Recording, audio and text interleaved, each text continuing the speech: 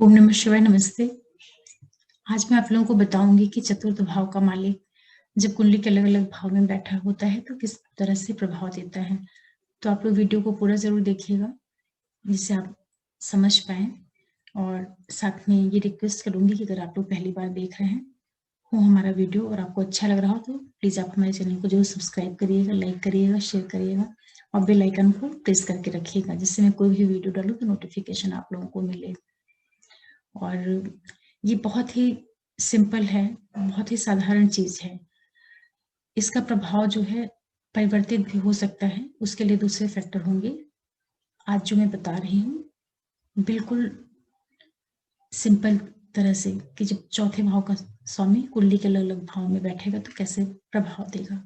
तो देखिए, जब कुंडली के चौथे भाव का स्वामी ग्रह लगन में आके बैठता है तो ऐसे व्यक्ति को माता का सुख बहुत मिलता है। उसके पास भूमि, भवन, मकान, वाहन ये सारी चीजें खूब प्रचुर मात्रा में रहती हैं। सुख भी उसको बहुत मिलता है और ऐसा व्यक्ति बड़ा नामी और बड़ा सम्मानी होता है।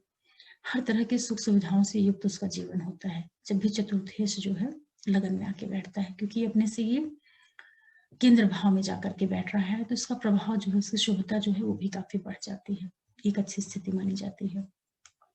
इसके बाद जब लग्न स्थिति भाव में रहता है तो ऐसा व्यक्ति काफी धनवान होता है। उसके पास जमीन जायदाद ये सारी चीजें होती हैं। उसके जीवन में भूमि बहुत होती है और बहुत ही सुख संपन्नता से भरा उसका जीवन होता है। संतान उसके अच्छे होते हैं, एक भरपूर कुटुंब का स्वामी होता है। मतलब ये है कि उसके जीवन में भरा पूरा बड़ा परिवार होता है। गाड़ी, जमीन जायदाद, व्हीकल ये सारी चीजें होती हैं। मतलब बहुत ही खुशहाल और बड़ा संपन्न व्यक्ति होता है जब चौथे भाव का स्वामी जो है द्वितीय भाव में जाकर के बैठता है। इसके बाद जब चौथे भाव का स्वामी तृतीय भाव में जाकर के बैठता है तो ऐसा व्यक्ति बहुत अपने पराक्रम के द्वारा बहुत सी चीजों को अर्जित करता है और बहुत अच्छा और बहुत संपन्न जीवन भी जीता है। हालांकि चतुर्थेश अपने से द्वादश भाव में जाकर के भी बैठता है, इसके बावजूद भी ऐसा व्यक्ति जो है अपने चूंकि सुख भाव उठ करके उसके पराक्रम भाव में जा रहा है तो अपने पराक्रम के द्वारा अपने जीवन में सारे सुखों की प्राप्तियां कर लेता है। तो उसको संतान वगैरह हैं, जो उसके भाई बंधु हैं, इन सारी चीजों का उसको सुख मिलता है। और जो उसका पत्नी पक्ष है वो सारा कुछ उसके लिए सपोर्टिव हो जाता है। अपनी मेहनत के द्वारा, अपनी समझ के द्वारा, अपनी वाणी के द्वारा वो सारी चीजों को बहुत अच्छा कर लेता है। तो चतुर्थेश का तृतीय भाव में जाना भी अच्छी स्थिति होती है, लेकिन उतनी ज्यादा अच्छी नहीं कही जाएगी जितना कि केंद्र में त्रिकोण में जाकर के जब चतुर्थेश बैठेगा। इसके बाद चौथे भाव का स्वामी चौथे भाव में ही बैठता है तो ऐसे व्यक्ति के पास माता का बहुत अच्छा सुख होता है। वह व्यक्ति स्वयं भी बहुत सुखी होता है। इसके अलावा उसके पास बहुत ज्यादा जमीन जायदाद होती है, प्रॉपर्टी बहुत होती है, जनता का बड़ा प्रिय होता है, अपने पत्नी का बहुत प्रिय होता है और उसको राजा से बहुत मान्यता मिलती है।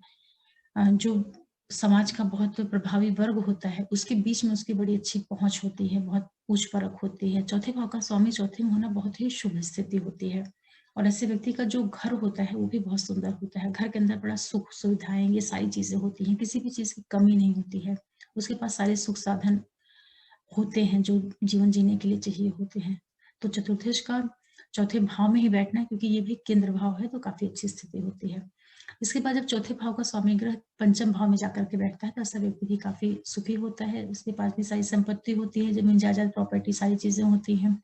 संतान के द्वारा उसको काफी सुख मिलता है और ऐसा व्यक्ति काफी पराक्रमी भी होता है, मेहनती भी होता है और उसकी जो रचनात्मकता होती है वो काफी अच्छी होती है, काफी प्रखर होता है।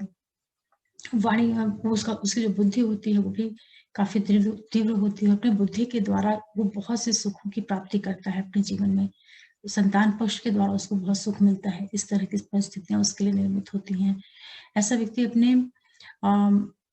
अपने जो उसके दैवीय गुण होते हैं, जो उसके अंदर का जो एक देवत्व होता है या उसके भीतर की जो ये जो उपासना से जुड़ी हुई क्वालिटीज होती हैं, ये सारी चीजें उसकी बहुत उभर करके रहती हैं, इस तरीके से भी कह सकते हैं। तो चौथे भाव का जो मालिक होता है वो जब पंचम भाव में जाता है तो ये भी काफी शुभ स्थिति मानी जाती है। इसके बाद जब चौथे भाव का मालिक छठे भाव में आता है तो ये जो स्थिति है ऐसे व्यक्ति को शास्त्रों में कहा गया है कि माता से वैर रहता है या मातृ सुख में कमी हो जाती है या माता के साथ का जो संबंध होता है वो बहुत अच्छा नहीं रहता है। ऐसा व्यक्ति अ, ऐसा भी बोला जाता है कि चोरी वगैरह के कार्यों में लिप्त रहता है। उसके शत्रु बहुत होते हैं या वो अपने व्यवहार के द्वारा शत्रु बना लेता है या उसके सुख में हमेशा कुछ न कुछ न्यूनता रह जाती है, इस तरीके से आप समझ सकते हैं। क्योंकि सुख भाव का मालिक तृतीय भाव में जा रहा है, तो तृतीय भाव पराक्रम का भाव हो जाता है ना, अपने भाव से तृतीय भाव में जा रहा है, तो वहाँ थोड़ा-सा उसके सुख में कमी देखने को मिलती है। जो उसका मामा पक्ष होता है, वहाँ से थोड़ा बहुत हल्का-सा वैर-विरोध इस तरह की स्थितियाँ उसके लिए रहती हैं। इसके बाद जब चौथे भाव का स्वामी सप्तम भाव में जाता है, तो जो ऐसा व्यक्ति होता है, वो अपनी पैतृक संपत्ति का त्याग कर देता है, लेकिन अपने प्रयासों से काफ़ी प्रगति करता है और अपने प्रयास के द्वारा वो चीज़ों को बहुत ऊँचाइयों तक लेके जाता है। सोसाइटी में मान-सम्मान ये सारी चीज़ें अर्जित करता है, उसका व्यापार, कार्यक्षेत्र ये सब कुछ बहुत अच्छा रहता है, क्योंकि चतुर्थ का मालिक अपने से केंद्र भाव में जा रहा है, तो उसके सुखों की वृद्धि करता है। लेकिन साथ में ये भी है कि ऐसा व्यक्ति अपनी पैतृक संपत्ति का बहुत ज़्यादा उपभोग नहीं कर पाता है या ये कह लीजिए कि उसके पास होती नहीं या होती भी है तो उसको मिलती नहीं है, इस तरीके से कह सकते हैं हम। जीवन साथी के साथ में जो उसका संबंध है उसमें भी अच्छी स्थिति रहती है। तो सप्तमेश का चतुर्थेश का सप्तम भाव में जाना ये भी एक शुभता वाली स्थिति होती है।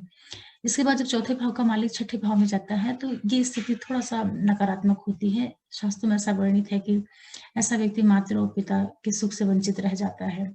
उसके जीवन में अनावश्यक समस्याएँ बनी रहती हैं या उसके सुख में हमेशा किसी न किसी वजह से एक असमंजस की स्थिति बन जाएगी। अचानक घटने वाली घटनाएँ उसके जीवन के सुख को खत्म कर देती हैं, इस तरीके से आप समझ सकते हैं। हालाँकि ये स्थिति उसको कहीं न कहीं धन की दृष्टि से या जो एक पैतृक संपत्ति होती है, ये सारी चीज़ें उसके जीवन में कम या अधिक मात्रा में अवश्य रहती हैं। और जो उसका सुख रहता है, उसमें जो उसका सुख का रुझान होता है, जो उसका इंटरेस्ट होता है, वो दुनियादारी से थोड़ा-सा अलग हट कर के होता है। वो उन उसका वो सुख उन चीज़ों में प्राप्त करना चाहता है जो कि जैसे वो सुख भी प्राप्त करेगा तो वो जो गूढ़ विद्याएँ हैं उनसे जुड़ करके या आध्यात्म से जुड़ के तब उसको सुखों की प्राप्ति होती है। क्योंकि सुख का मालिक अष्टम भाव में चला गया तो 8वें भाव की जो ऊर्जा है उसके द्वारा वो सुख को ढूँढने की कोशिश करता है। इस तरीके से समझ सकते हैं। और 8वाँ भाव जो कि अ, रंध्र स्थान है, गड्ढे वाला भाव है, वृश्चिक राशि वहाँ की वो है, तो सुखों में एक न्यूनता कमी अधिक ज़रूर देखने को मिलती है। हालाँकि ज़मीन जायदाद की वृद्धि होती है, जब भी चतुर्थेश अष्टम भाव में जाता है तो ऐसे व्यक्ति के पास लैंड ज़रूर होती है।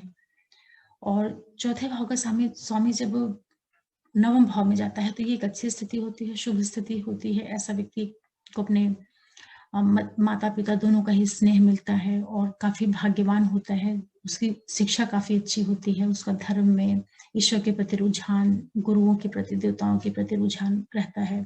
ऐसा व्यक्ति जीवन में काफ़ी यात्राएँ भी करता है, देश-विदेश की यात्राएँ करना काफ़ी भाग्यशाली होता है।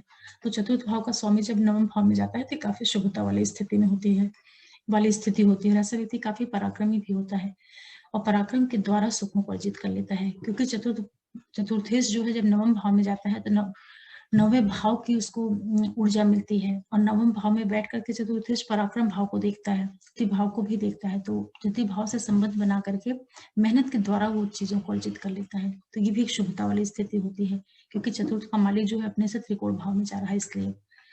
इसके बाद जब चतुर्थ का मालिक दसम भाव में जाता है तो ऐसा व्यक्ति का जीवन जो है राजा के समान हो जाता है और ऐसा व्यक्ति स्वयं भी बड़ा सुखी रहता है। उसको राजा के समान होने का मतलब कि समाज में काफ़ी उसकी अच्छी पद प्रतिष्ठा होती है। शासन का, सत्ता का, बड़े लोगों का, जो सोसाइटी के काफ़ी पावरफुल लोग होते हैं, उनके बीच में उसकी पहुँच होती है या वो स्वयं भी अ, बहुत ही ऊँचाइयों को पाने वाला हो सकता है या ये कह सकते हैं कि बड़ा प्रसिद्ध हो जाता है, लोग उसको जानते हैं और चतुर्दशम भाव में बैठ कर के अपने घर को भी देखता है, सुख भाव को भी देखता है, तो ऐसे व्यक्ति के जीवन में काफ़ी सुख रहता है। उसके जीवन में मान-सम्मान, यश, पद, प्रतिष्ठा ये सारी चीज़ें रहती हैं, सारी सब समस्त भौतिक सुख-सुविधाएँ होती हैं, ज़मीन-जायदाद और जो व्हीकल वगैरह होता है, जीवन जीने के लिए जो सुख-सुविधाएँ होती हैं, वो सारी चीज़ें उसके पास प्रचुर मात्रा में होती हैं। क्योंकि यहाँ पे सुख भाव का स्वामी होकर के केंद्र का स्वामी होकर के केंद्र भाव में जा रहा है, तो एक अच्छी स्थिति होती है और हालाँकि अपने से सप्तम भाव में जा रहा है, सब सप्तक योग निर्माण करता है, लेकिन फिर भी है तो केंद्र भाव तो सुखों में बहुत वृद्धि हो जाती है। इसके बाद जब चतुर्थ भाव का स्वामी एकादश भाव में जाता है तो ऐसा व्यक्ति अपनी समस्त इच्छाओं की पूर्ति करता है, काफी परोपकारी होता है, दयालु होता है, और ऐसा व्यक्ति बड़ा कार्यों को करके भूल जाने वाली प्रवृत्ति का होता है, बहुत उदार होता है। जब भी एकादश भाव से कोई अच्छे भाव का स्वामी संबंध बनाता है, क्योंकि एकादश भाव जो होता है इच्छा पूर्ति का भाव होता है, और उसका जो स्वामी ग्रह होता है वो कुंभ होता है, वो बौद्धिक राशि का भी कहीं ना कहीं प्रभाव देता है।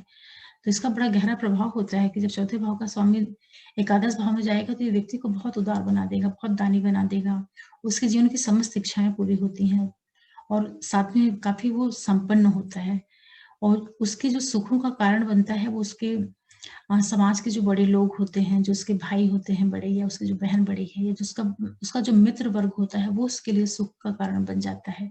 इतने इतने इतने इतने अच्छे लोगों के साथ में उसके संबंध होते हैं, इस तरीके से कह सकते हैं आप। तो चतुर्थ का मालिक एकादश भाव में जाना ये भी काफी अच्छी स्थिति है।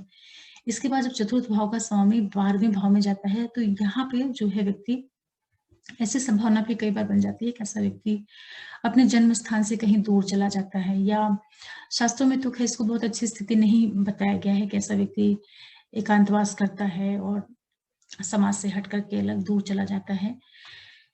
लेकिन ये जो कि शास्त्र पहले लिखे गए थे, जब अपने जन्म स्थान से दूर जाना कोई भाग्य की बात नहीं मानी जाती थी, लेकिन आजकल ऐसी परिस्थितियां नहीं है तो इतना नेगेटिव नहीं है चतुर्थ का द्वादश भाव में जाना। हो सकता है कि ऐसा व्यक्ति अपने जन्म स्थान से दूर चला जाए, या विदेश में चला जाए, या जहाँ उसका जन्म हुआ है उससे दूर जाकर के कहीं अपनी वो रहने लगे, या वहां पे जाकर के उसका जीवन यापन हो।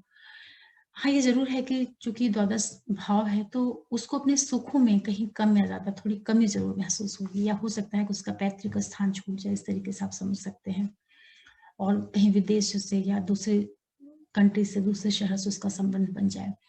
इसके बावजूद भी जब चतुर्थी द्वादश भाव में जाता है तो ये चतुर्थ भाव से जो कि नवम भाव होता है, तो कहीं ना कहीं ये जो प्रॉपर्टी वगैरह होती है ऐसे व्यक्ति के पास बहुत होती है, संपत्ति बहुत हो सकती है, और ये भी हो सकता है कि उसके घर में जो संपत्ति आए, उसका जो माध्यम बने वो विदेश बन जाए, ये भी योग निर्मित होते हैं। उसकी माता के भाग्य की दृष्टि से काफी अच्छी स्थिति होती है जब चतुर्थ द्वादश भाव में जाता है, क्योंकि माता का जो स्वामी ग्रह है वो अपने से नवम भाव में जा रहा है, तो उस भाव की वृद्धि अवश्य करेगा। फिर भी कहीं ना कहीं चतुर्थ का द्वादश भाव में जाना उसके सुखों में एक थोड़ी सी कमी करता है, जो कि इमोशनल लेवल पर या मेंटल लेवल पर आप मान सकते हैं कि आदमी के पास सारी संपन्नता हो, लेकिन अगर वो अपनों से दूर है तो कहीं कमी तो महसूस होती है।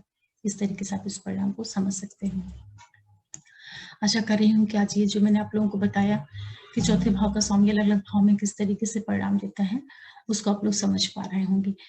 ये बहुत ही साधारण तरीके से ये परिणाम है, ये पूरी तरीके से प्रभाव बदल सकता है। उसको प्रभाव कैसे बदलेगा, अगर चौथे भाव का स्वामी ग्रह जहां जाकर के बैठ रहा है तो वहां पे किन ग्रहों के साथ में बैठा है, और जिस जगह पे जाके बैठा है उस भाव का जो स्वामी ग्रह है वो कहाँ जाके बैठा है। चौथे भाव का स्वामी ग्रह जहां जा रहा है, जिस जगह पे बैठ रहा है, जिस राशि में बैठ रहा है, तो वहां पे कौन सा नक्षत्र है, उस नक्षत्र के किस चरण में है, उसका स्वामी ग्रह कुंडली के कौन से भाव का मालिक होकर के कहाँ बैठा है, उससे परिणाम बदल जाएगा। चतुर्थ भाव के अंदर कौन से ग्रह बैठे हैं, उससे परिणाम बदल जाएगा। चतुर्थ भाव के ऊपर किन ग्रहों की दृष्टि है, उससे परिणाम बदल जाएगा। चतुर्थ भाव का स्वामी ग्रह जहां जा रहा है तो शुभ कर्तव्य में है कि पाप कर्तव्य में है, उससे परिणाम बदल जाएगा।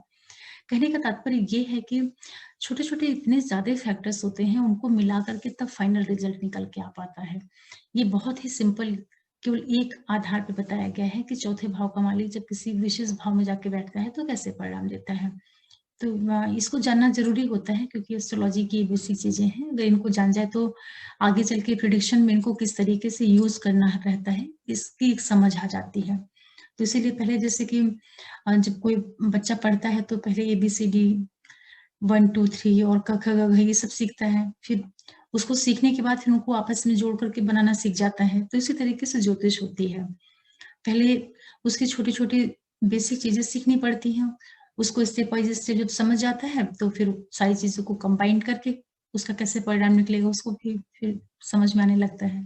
तो जो लोग एस्ट्रोलॉजी सीख रहे हैं या जिनका एस्ट्रोलॉजी में रुचि है, उनको हो सकता है कि मेरे वीडियो से कुछ थोड़ी बहुत जानकारी मिल पा रही हो, और अगर आप लोगों को अच्छा लग रहा हो तो आप हमारे चैनल को सब्सक्राइब कर सकते हैं, लाइक कर सकते हैं, शेयर कर सकते हैं, और एक चीज़ और भी है कि जब ये सारे शास्त्र लिखे गए थे, ज्योतिष के जब ये शास्त्र लिखे गए थे, जब ऋषि पराशर और ये सारे जितने अपने ऋषि मुनि हुए हैं, जैमिनी हैं, जिन लोगों ने सब लिखा, इन लोगों ने, तो वो जो टाइम पीरियड था वो बहुत अलग युग था, वो बहुत अलग टाइम पीरियड था। तो उस समय पे जो देश काल परिस्थिति रही होगी, इसके अकॉर्डिंग उन लोगों ने बुक्स में लिखा हुआ है। लेकिन उन्हीं चीज़ों का जो सही अर्थ में आज के संदर्भ में अगर ज्योतिष को समझा जाए तो बहुत से परिणाम बदल जाते हैं।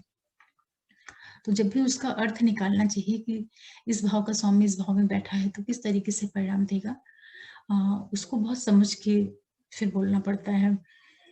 तो आशा कर रही हूँ कि आपको अच्छा लगा होगा आज का प्रोग्राम। अगर अच्छा लगा हो तो आप हमारे चैनल को ज़रूर सब्सक्राइब करिएगा, लाइक करिएगा, शेयर करिएगा और बेल आइकन को प्रेस करके रखिएगा, जो घंटी का बटन होता है। जब आप उसको प्रेस कर देंगे तो कोई भी वीडियो डालूँगी तो नोटिफ़िकेशन आप लोगों को मिल जाएगा। आगे मैं फिर ज्योतिष से रिलेटेड कोई वीडियो लेकर के आऊँगी। तब तक के लिए ओम नमः शिवाय, नमस्ते।